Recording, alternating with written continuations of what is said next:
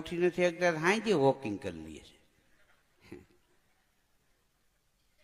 હા, વેલું કે સવારે જગાતું નથી.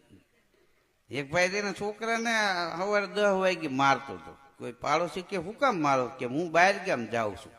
તો કે મારવાનું કારણ હું? બહાર ગામ જાઉં તો એને પૈસા દેતા જાવ. અરે કે આજે એનું રિઝલ્ટ આવવાનું 3 વાગે, અને હું સૌ નહીં, મને ખબર હોય કે નપાસ જ થાય, એટલે અગાઉ મારીને વયું ગયું. બોલો.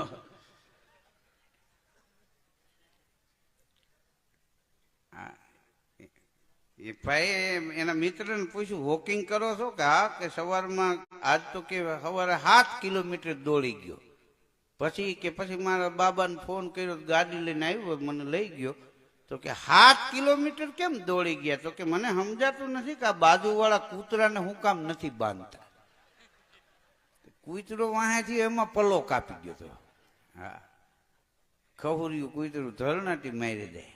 આપણી કાઠિયાવાડી તળપતી ભાષા છે. ખહુરિયું કૂતરું કયો તો જ એ મજા આવે. એને સુધરેલી ભાષામાં એક ખસુરિયું કૂતરું આવ્યું, તે કૂતરું વાત બે મરી જાય.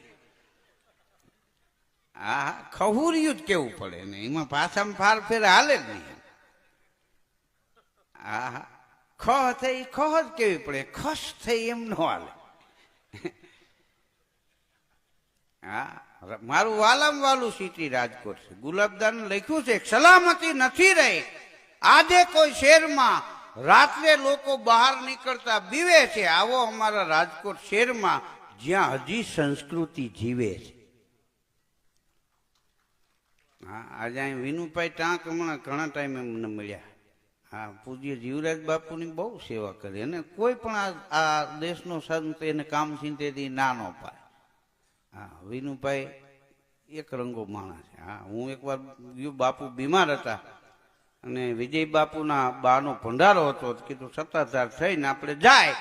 એટલે હું અહીંયા ગયો, મેં કીધું બાપુના દર્શન કરી લઉં. તો વિજય બાપુ કે આને લઈ જાઉં ધીરુભાઈને.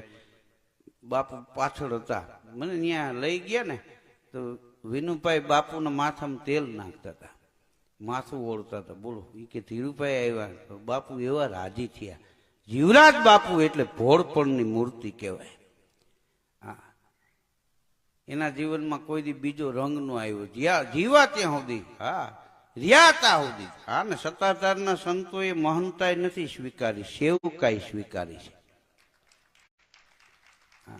મહંતાઈ નહીં, સેવકાઈ સ્વીકારી છે.